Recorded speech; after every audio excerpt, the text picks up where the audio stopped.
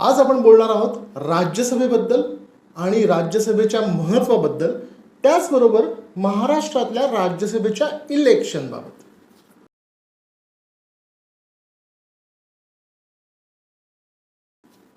नमस्कार, मी स्वानंद आणि डावे उजवेमध्ये आपलं सहर्ष स्वागत आहे. आज आपण बोलणार आहोत राज्यसभेबद्दल आणि त्याच्या महत्त्वाबद्दल, पण त्याचबरोबर कुठेतरी महाराष्ट्राच्या निवडणुका राज्यसभेच्या ज्या होणार आहेत त्याबद्दल देखील मी बोलणार आहे. पण व्हेरी इंटरेस्टिंग गोष्ट म्हणजे राज्यसभा ही जी पॉलिटिकल संस्था आहे, राजकीय संस्था आहे, त्याबद्दल बऱ्याचशा कमी लोकांना माहिती असतं. का? कारण लोकसभेचं इलेक्शन हे ॲक्च्युली गाजावाजात होतं, त्यावेळेस ॲक्च्युली मोठ्या प्रमाणात सभा आणि सगळ्या गोष्टी होतात.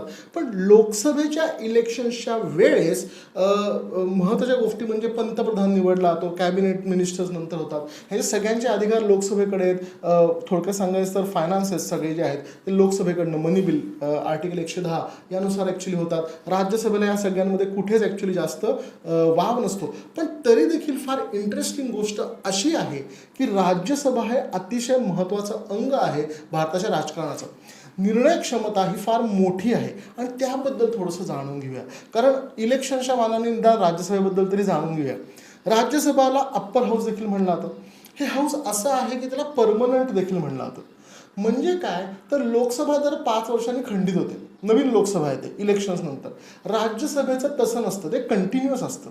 दर 2 वर्षांनी 1/3 लोक राज्यसभेमधले हे ॲक्च्युली निवडले जातात परत एकदा, आणि परत एकदा म्हणजे वेगवेगळे लोक, आणि त्याच्यामुळे राज्यसभा ही कंटिन्युअस असते.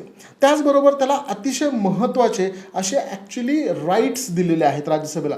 त्यामधला एक आणि सगळ्यात महत्त्वाचं म्हणजे भारतामध्ये ज्यावेळेस फेडरल संस्था आपण तयार केली, फेडरल सिस्टीम ज्यावेळेस तयार केली, त्यावेळेस स्टेट गव्हर्नमेंट्सला पण अधिकार दिला गेला काही गोष्टींबद्दल, काही सब्जेक्ट्सबद्दल, काही विषयांबद्दल त्यांनी निर्णय घ्यावा. त्याचबरोबर सेंट्रल गव्हर्नमेंटला देखील अधिकार दिला गेला युनियन लिस्टच्या मानाने. सो युनियन लिस्ट, कन्करंट लिस्ट आणि स्टेट लिस्ट असे 3 लिस्ट भारताच्या संविधानामध्ये दिलेल्या आहेत शेड्यूल 7च्या अंतर्गत. आणि ह्याच्यामध्ये युनियन लिस्टमध्ये बऱ्याचशा गोष्टी असतात, त्यामध्ये सैन्य असेल आणि बाकीच्या गोष्टी असतील. पण शेड्यूल 7च्या अंतर्गत राज्य सरकारांना देखील काही अधिकार दिलेले असतात. आणि व्हेरी इंटरेस्टिंग गोष्ट, या शेड्यूल 7मध्ये जर राज्यांच्या सूचीमध्ये, विषयांमध्ये जर सेंट्रल गव्हर्नमेंटला काही अधिकार, काही ॲक्च्युली निर्णय घ्यायचे असतील, काही पॉलिसीज मांडायच्या असतील, तर त्याला राज्यसभेची अनुमती घ्यायला लागते. राज्यसभा अंडर आर्टिकल 249मध्ये ॲक्च्युली हे अधिकार काही टाईम पिरियडसाठी, काही विषयांसाठी सेंट्रल गव्हर्नमेंटला देऊ शकते. का? कारण राज्यसभा ही राज्यांमधनं निवडून आलेली सभा आहे, त्यामुळे राज्यसभेला हा अधिकार दिला गेलेला आहे. त्यामुळे व्हेरी इंटरेस्टिंगली जर एखादं सत्ता केंद्र सेंट्रल गव्हर्नमेंटमध्ये दिल्लीमध्ये तयार झालेला आहे, तर त्याला सगळे निर्णय स्वतःच्या सवडीनं घेता येत नाहीत. काही निर्णय त्यांना राज्यांच्याच सवडीने घ्यायला लागतात. त्यांना ॲक्च्युली कुठेतरी सांगायला लागतं, त्यांना पटवायला लागतं की तुम्ही देखील यामध्ये सहभागी व्हा. थोडक्यात सांगायचं तर असे बरेचसे निर्णय आहेत ज्याच्यामध्ये राज्यांचा ॲक्च्युली देखील फायदा असतो, त्या देखील अफेक्ट होत असतात पॉलिसीमुळे. त्यामुळे राज्यसभेची निवड ही फार महत्त्वाची ठरते. त्याचबरोबर very interestingly all India services जसे की IAS असेल, IPS असेल, या देखील राज्यसभा तयार करू शकते. त्याचा देखील अधिकार हा कुठेतरी राज्यसभेला दिलेला आहे. याचबरोबर व्हेरी इंटरेस्टिंगली ज्यावेळेस लोकसभा नसते कार्यरत, त्यावेळेस राज्यसभेला इमर्जन्सी पॉवर्स या मिळतात. सायनेड आहे लोकसभेचं ॲक्च्युली ज्यावेळेस 5 वर्षांचं सदन संपतं आणि त्याच्या पुढच्या इलेक्शनची वाट लोकसभा बघत असतं, त्यावेळेस ॲक्च्युली समजा काही इमर्जन्सी झाली, त्या देखील राज्यसभाचं बघतं. त्यामुळे राज्यसभा हे परमनंट जरी असलं, त्याचबरोबर एक अतिशय महत्त्वपूर्ण देखील आहे. गेल्या काही वर्षांमध्ये नरेंद्र मोदींच्या सरकारला कुठेतरी राज्यसभेनी काही त्रास नक्कीच झालेले आहेत. काही आर्टिकल्स पास करण्यासाठी, काही ॲक्च्युली बऱ्याचशा गोष्टी, पॉलिसीज ॲक्च्युली आणण्यासाठी, आणि बऱ्याच वेळेला त्यांना राष्ट्रपतींच्या अभिभाषणावर जे काही ॲक्च्युली मुद्दे मांडले जातात, त्यामुळे देखील ॲक्च्युली त्यांना सपशेल हार देखील घ्यायला लागलेली आहे राज्यसभेमध्ये.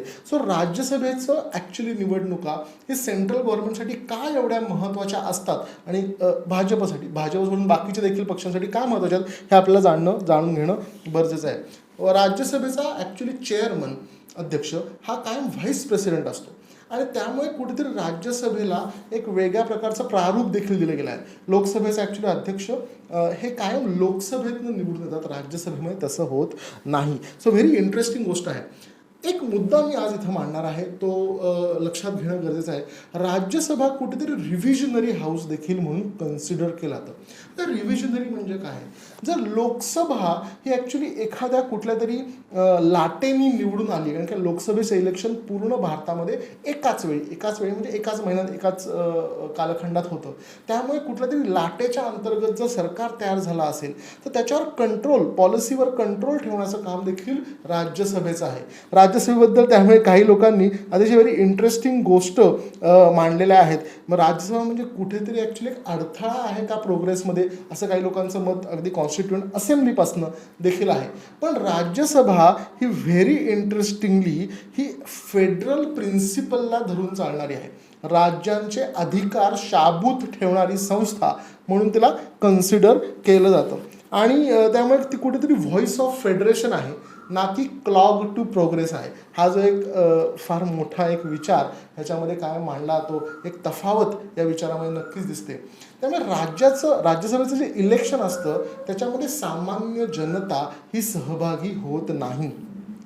भारतातल्या प्रत्येक राज्यामध्ये ऑफकोर्स मोठी छोटी राज्य आपण वेगवेगळी कन्सिडर केली तरी देखील प्रत्येक राज्यामध्ये कुठेतरी एक लेजिस्लेटिव्ह असेंब्ली म्हणजे विधानसभा आहे. या विधानसभेमध्ये सगळे जे MLA आहेत, ओके, हे सगळे हे निवडून आलेले आहेत लोकांमार्फतच. मग या सगळ्या लोकांना अधिकार आहे राज्यसभेचं इलेक्शनमध्ये मत देण्याचा. आणि त्यामुळे महाराष्ट्रामध्ये 288 लोक हे राज्यसभेमध्ये मत देऊ शकतात, जे आज legislative council, legislative actually assembly म्हणजे महाराष्ट्राच्या विधानसभेमध्ये आहेत. आणि ह्याच्याबद्दल मी थोडंसं बोलणारच आहे. पण याचं निवडणूक कशी होते? ज्यावेळेस एखाद्या सीट हे ओपन होतं राज्यसभेसाठी, म्हणजे राज्यसभेमध्ये समजा X नंबर ऑफ सीट्स असतील, त्याचे 1/3 सीट्स ही दर 3 वर्षांनी ओपन अप होतात आणि ते निवडणुकीसाठी जातात. मग या ज्यावेळेस निवडणुका होतात त्याचा एक नंबर फिक्स असतो. प्रत्येक राज्याला हा नंबर दिला आहे, त्याच्याबद्दल आपण थोडंसं बोलूच या. हे जे नंबर असतात, मग 4 असतील, 5 असतील, 6 असतील, असे सीट्स जर ओपन झाले किंवा 1 सीट असेल तरी देखील या सीट्सच्या ज्या निवडणुका असतात त्या निवडणुकांचं नोटिफिकेशन जाहीर केलं जातं. आता महाराष्ट्राच्या ॲक्च्युली निवडणुका राज्यसभेच्या 10 जूनला होणार आहेत. 31 तारखेपर्यंत शेवटची डेट आहे नॉमिनेशन फाईल करायची. याच्यासाठी काही MLAsनी तुम्हाला सपोर्ट केलेला असतो त्या नॉमिनेशनसाठी. ह्याचबरोबर तुम्ही जिंकू कशू शकता, तर ॲक्च्युली एक फॉर्म्युला दिला आहे, एकूण टोटल व्हॅलिड व्होट्स. ह्याच्यामध्ये काही लोक सहभागी नाही झाले, त्यांचे व्होट्स काउंट होत नाहीत. कुणाला समजा घरीच बसत असेल, मला व्होट द्यायचं नाही आहे कारण 2 पक्षांमधला ॲक्च्युली हा वाद आहे, मला ॲक्च्युली त्याच्यामध्ये व्होट करायचं नाही. जसं की महाराष्ट्रामध्ये AIMIM असं ठरवू शकतं की आम्ही ना काँग्रेसला मतदान करणार, ना BJPला करणार, ना शिवसेनेला करणार, ना राष्ट्रवादीला करणार, आम्ही आमच्या घरी बसणार. त्यांची 2 सीट्स आहेत. अशा परिस्थितीमध्ये ओके, व्हॅलिड व्होट्स जी काय कास्ट झाली 288 पैकी जी काय व्हॅलिड व्होट्स असतील ते डिव्हायडेड बाय जेवढ्या सीट्स भरल्या जाणार आहेत राज्यसभेसाठी त्या टर्मला, म्हणजे आत्ता महाराष्ट्रात 6 आहेत. ओके, सो ते +1 म्हणजे 7, म्हणजे 288 डिवाइड बाय 7 अधिक 1 असा जो आकडा येतो तो आहे तुम्हाला बेसिक मिनिमम व्होट्स मिळवायचा. म्हणजे महाराष्ट्रामध्ये आत्ता तो आकडा आय थिंक सो 42च्या आसपास येतो. बट व्हेरी इंटरेस्टिंगली तो बदलू शकतो, कारण काही लोक जर अबस्टेन राहिले तर तो आकडा बदलणार आहे, हे पण आपल्याला लक्षात ठेवायला पाहिजे. आत्ता जर सगळेच लोक अवेलेबल असतील तर हायपोथेटिकल सिच्युएशनमध्ये हा 42च्या आसपास आहे. पण व्हेरी इंटरेस्टिंगली म्हणजे राज्यसभेमध्ये निवडणुका या सिंगल ट्रान्सफरेबल व्होटनी होतात, ना की actually first past the post system. निवडणुका generally first past the post system आपल्याला माहिती आहेत. ओके, 10 कॅन्डिडेट्स उभे आहेत एका कॉन्स्टिट्युएन्सीमध्ये, सगळे जाऊन त्यांना व्होट करतात आणि त्यापैकी सगळ्यात जास्त व्होट्स ज्या माणसाला मिळतात, ज्या व्यक्तीला मिळतात तो निवडून येतो. मग त्याला 5% मिळाले, 10% मिळाले, 20%, 50% जरी मिळाले तरी तो निवडून येतो. महाराष्ट्रामध्ये काही ॲक्च्युली ठिकाणी ज्यावेळेस चौरंगी निवडणुका व्हायच्या त्यावेळेस अगदी 23% मतं मिळून देखील काही लोक निवडून आलेली आहेत. पण व्हेरी इंटरेस्टिंगली ही सिस्टीम राज्यसभेसाठी नाही. तिथं सिस्टीम आहे सिंगल ट्रान्सफरेबल व्होट, म्हणजे प्रत्येक व्होट जे कास्ट केलं आहे आणि व्हॅलिड आहे त्या प्रत्येक व्होटला कुठेतरी मान्यता मिळते आणि ते हे ॲक्च्युली नक्कीच जिथं डायरेक्ट केलं आहे तिकडंच जातं. व्हेरी इंटरेस्टिंगली थोडक्यात सांगायचं तर काँग्रेसचे आत्ता सभासद असतील महाराष्ट्रामध्ये, ओके, त्यांचा ॲक्च्युली पहिला जर त्यांनी व्होट दिला काँग्रेसला तर सेकंड प्रिफरन्स ते दुसऱ्या पार्टीला देऊ शकतात, म्हणजे शिवसेनेच्या ॲक्च्युली कॅन्डिडेटला देऊ शकतात. आणि व्हेरी इंटरेस्टिंगली त्याच्यामुळे जर त्यांच्या कॅन्डिडेटचा शेअर म्हणजे 42 व्होट्स त्याला मिळाले तर उरलेले व्होट्स हे ॲक्च्युली वेगळ्या पार्टला जातात, म्हणजे सेकंड प्रेफरन्सला जातात. आणि ही एक फार महत्त्वाची गोष्ट या ठिकाणी आपल्याला बघायला मिळायला पाहिजे. राज्यसभेचे इलेक्शन्स हे एकाच पठडीत आपण बघतो ज्या लोकसभेच्या तसे नाही आहेत, त्यामुळे हे फार कॉम्प्लिकेटेड इलेक्शन्स आहेत. आणि ह्याच्यामुळे या सिंगल ट्रान्सफरेबल व्होट्समुळे राज्यसभेचे इलेक्शन्स अतिशय इंटरेस्टिंग होतात. याच्याबद्दल मी थोडंसं अजून बोलणार आहे, पण आपण थोडंसं राज्यसभेच्या वेगळ्या आकड्यांबद्दल बोलू. भारतामध्ये एकूण 233 सीट्स हे राज्यसभेमध्ये राज्यांमधनं निवडून येतात वेगवेगळ्या वेळेस वेगवेगळ्या कालखंडात. पण त्याचबरोबर त्याच्यात 12 नॉमिनेटेड मेंबर्स देखील असतात. हे नॉमिनेटेड मेंबर्सचा उल्लेख करणं का गरजेचं आहे तर मी सांगतो इथं.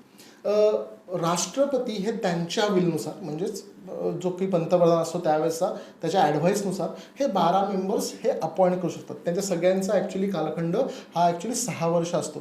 पण व्हेरी इंटरेस्टिंगली हे सगळे लोक कुठेतरी आर्ट, आर्किटेक्चर, नंतर सिनेमा, नाट्यकला वगैरे वगैरे वगैरे या सगळ्या साहित्य आणि वगैरे वगैरे गोष्टींनं आलेले असतात, अकॅडमिक्समधून आलेले असतात. त्यामुळे या 12 लोकांचा देखील एक मोठा वाटा हा राज्यसभेमध्ये असतो. त्याचबरोबर राज्यसभा ही अप्पर हाऊस असल्यामुळे आणि लोकांमधनं डायरेक्टली निवडून न येत असल्यामुळे पॉलिटिकल पार्टीजमधले जे बॅकएंडला काम करणारे नेतृत्व असतं, ह्याच्यामध्ये मी आज उल्लेख करणार आहे जे राज्यसभेमधनं आता निवृत्त होत आहेत 2022मध्ये, विनय सहस्त्रबुद्धे यांचा. हे ॲक्च्युली कुठेही लोकांमध्ये डायरेक्टली त्यांचा ते नेतृत्व तशा प्रकारचं करत नाहीत. ते कुठेतरी पार्टीसाठी काम करतात, पार्टीच्या आयडिओलॉजीसाठी काम करतात, ते ॲक्च्युली बॅकएंडला काम करतात, त्यांचं संघटनमध्ये बरंच कौशल आहे. अशी लोक ही डायरेक्टली निवडून येऊ शकत नाहीत. मग अशा सगळ्या लोकांना कुठेतरी राज्यसभेमध्ये पाठवलं जातं. ही एक व्हेरी इंटरेस्टिंग गोष्ट आहे. त्यामुळे राज्यसभा ही कायम थोडीशी जास्त इंटेलेक्च्युअल डिस्कशनसाठी ओळखली जाते. पण त्याचबरोबर हे 12 मेंबर्स देखील फार महत्त्वाचे आहेत. संभाजीराजे, छत्रपती संभाजीराजे हे ॲक्च्युली राज्यसभेमध्ये निवडून गेलेले नाहीत, तर ते नॉमिनेटेड मेंबर्स होते. ज्यावेळेस नरेंद्र मोदींचं सरकार आलं त्यावेळेस त्यांनी राज्यसभेमधल्या एका सीटसाठी, नॉमिनेटेड सीटसाठी त्यांचं नाव सुचवलं आणि त्या दृष्टीनं ते राज्यसभेचे मेंबर बनलेत. त्यामुळे त्यांनी कधीही निवडणूक राज्यसभेसाठी लढवली नव्हती. हे आपल्याला इथं लक्षात येणं गरजेचं आहे. म्हणजे थोडक्यात सांगायचं तर वेगवेगळ्या राज्यांना त्यांच्या पॉप्युलेशननुसार हा राज्यसभेचा कोटा दिलेला असतो. महाराष्ट्राचा आत्ताचा कोटा 19 आहे, म्हणजे 6, 6 आणि 7 अशा प्रकारे महाराष्ट्रात इलेक्शन होतात. 6 आत्ता होणार आहेत काही दिवसांनी, पुढच्या वेळेस 7 होतील, नंतर 6 होतील सीट्स. आणि उत्तर प्रदेशसाठी थोडक्यात सांगायचं तर 31 त्यांचा आकडा आहे, तमिळनाडूसाठी 18 आहे, बिहारसाठी 16 आहे वगैरे वगैरे वगैरे. पॉप्युलेशननुसार हे ठरवलेले आकडे हे ॲक्च्युली आधीच आहेत. ह्याच्यामध्ये चेंजेस 1971 नंतर आलेले नाहीत, हे पण ध्यानात राहण्याची गोष्ट आहे. सो महाराष्ट्रामध्ये जर 19 सीट्स असतील त्याच्यामध्ये आत्ताच्या परिस्थितीमध्ये महाराष्ट्रामध्ये 6 मेंबर्स हे रिटायर होत आहेत, त्यांच्या 6 वर्षाचा कालखंड ते कंप्लीट करत आहेत. त्यामध्ये मग संजय राऊत असतील, त्यामध्ये पी चिदंबरम असतील, त्यामध्ये पियुष गोयल असतील, विनय सहस्त्रबुद्धे असतील, विकास महात्मे असतील जे पण भाजपचेच आहेत, आणि प्रफुल्ल पटेल जे NCPचे आहेत. ह्याच्यामध्ये व्हेरी इंटरेस्टिंग गोष्ट आता अशी झाली आहे की त्यावेळेस ज्यावेळेस हे सगळे लोक निवडून गेले होते त्यावेळेस भाजपची सत्ता महाराष्ट्रामध्ये होती, शिवसेना त्यांचा पाठिंबा देणारी सत्ता होती आणि त्यांचा आकडा हा फार मोठा होता. त्यामुळे ते ॲक्च्युली 3, 4, 5 काही काही वेळेस तर निवडून पण त्यांनी कॅन्डिडेट्स दिलेले आहेत. 7 पैकी 5 दिलेले आहेत, ॲक्च्युली 6 पैकी 4 पर्यंत त्यांनी निवडून दिलेले कॅन्डिडेट्स आहेत. आता मात्र अशी परिस्थिती राहिलेली नाही आहे, कारण शिवसेना, भाजप ओके ह्यांचं ॲक्च्युली फाटाफूट झालेली आहे आणि मविया महाविकास आघाडी ह्यांचं ॲक्च्युली प्राबल्य हे महाराष्ट्राच्या लेजिस्लेचर म्हणजे असेंब्लीवर आहे. आणि ह्याच्यामुळे आता ॲक्च्युली गोष्टी बदललेल्या आहेत. भाजप हे आत्ता 2 सीट्स निवडून आणू शकतं आहे फॉर शुअर शॉट. ओके, त्यांच्याकडे 106 सीट्स आहेत. त्याचबरोबर त्यांच्याकडे छोट्या छोट्या पक्षांचं ॲक्च्युली जर काउंटिंग केलं तर इंडिपेंडंटचा सपोर्ट वगैरे धरून त्यांच्याकडे 113च्या आसपास ॲक्च्युली सीट्स आहेत. त्याचबरोबर ॲक्च्युली शिवसेना कडे आता 56 सीट्स आहेत, राष्ट्रवादीकडे 53 आहेत आणि काँग्रेसकडे 44 आहेत.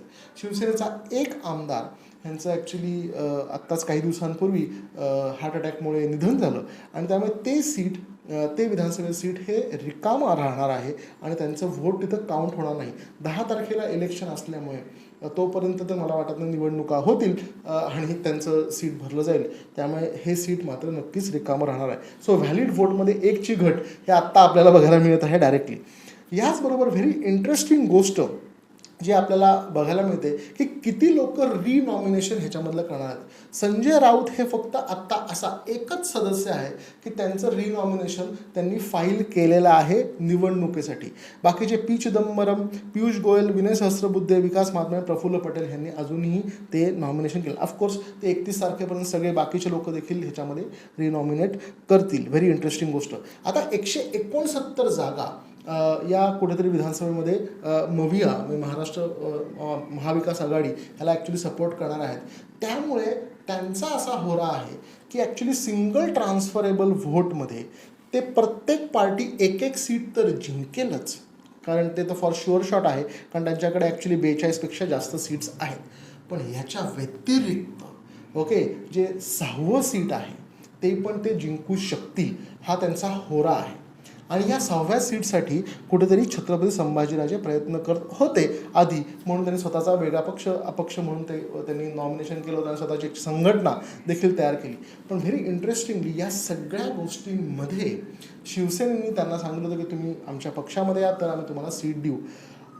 तो कालखंड आता निघून गेला आहे आणि शिवसेनेने त्यांचं ऑफिशियल दुसरं नॉमिनेशन हे ॲक्च्युली संजय पवार जे कोल्हापूरचे आहेत त्यांच्या नावाने दिलेलं आहे. या सगळ्यामुळे आता अशी गोष्ट होणार आहे की महाराष्ट्रामध्ये इलेक्शन होण्याची शक्यता ही दाट आहे जर भाजपनी त्यांचं 3रं नॉमिनेशन दिलं.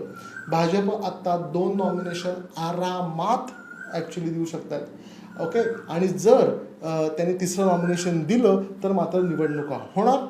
पण त्यांनी जर 3रं नॉमिनेशन दिलं नाही तर ॲक्च्युली बिनविरोध हे 6ही लोक जे नॉमिनेशन करतील हे ॲक्च्युली राज्यसभेमध्ये जातील.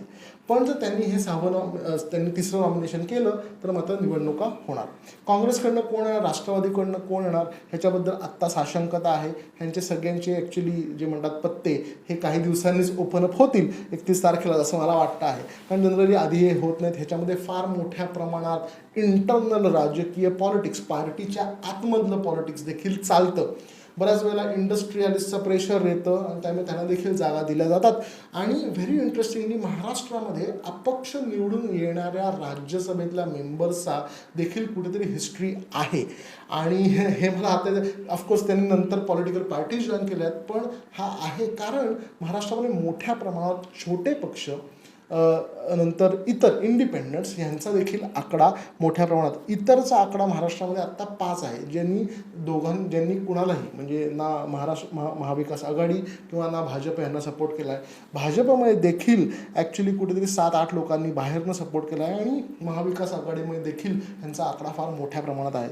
मग या सगळ्या लोकांना जर कुठे आपल्या साईडनी फर्स्ट व्होटसाठी वळवलं तर अशी चिन्ह होऊ शकतात की सत्ता ही डायरेक्टली अपक्षाकडे जाऊ शकते 6व्या सीटसाठी. आम्ही आत्ता सांगणं गरजेचं म्हणजे थोडक्यात सांगायचं तर इट इज व्हेरी डिफिकल्ट. मी ह्याच्यामध्ये अजिबात बाकीच्या मुद्द्यांवर जाणार नाही ज्याच्यामध्ये लोक बोलतात घोडे बाजार होतो आणि मोठ्या प्रमाणात पैसा इकडं तिकडं जातो. हे सगळ्या गोष्टीबद्दल आपण वेगळ्या वेळेस बोलूया. पण मोठी गोष्ट राज्यसभेबद्दल आपल्याला या ठिकाणी ही जाणून घेणं आहे की जर 6 जागांसाठी 6च उमेदवार आले तर बिनविरोध भाजपने 3रा कॅन्डिडेट दिला तर मात्र नक्कीच इलेक्शन होणार आहेत.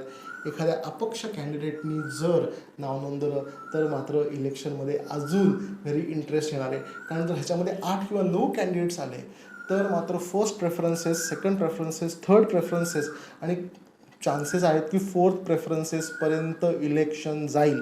आणि व्हेरी इंटरेस्टिंग ही गोष्ट आहे, ह्याच्यामध्ये ॲब्स्टेन किती राहणार, म्हणजे जे व्होटिंगला येणार नाहीत ह्यांचा देखील आकडा फार महत्त्वाचा आहे. राज्यसभेच्या इलेक्शनच्या आधी गुजरातमध्ये 5 वर्षांपूर्वी 4 वर्षांपूर्वी कुठेतरी जे आमदार होते त्यांना त्यावेळेस हटवून बँगलोरला नेण्यात आलं होतं. ओके, कारण त्यांच्यामध्ये फाटाफूट होऊ नये, पैशांचा घोडेबाजार होऊ नये वगैरे वगैरे अशा बऱ्याचशा गोष्टी त्याच्यामध्ये होत्या. ओके, भाजपने देखील ह्याच्या आधी अशा गोष्टी बऱ्याच केलेल्या आहेत. तर त्यामुळे ही अतिशय राजकीय चुरसेची अशी ही इलेक्शन नक्की फॉर शुअर होणार आहे. याबद्दल आपण अजून एक व्हिडिओ काही दिवसांनी करू राज्यसभेचं इलेक्शन झाल्यानंतर. तुमचे काही प्रश्न असतील तर ते आम्हाला नक्की कळवा.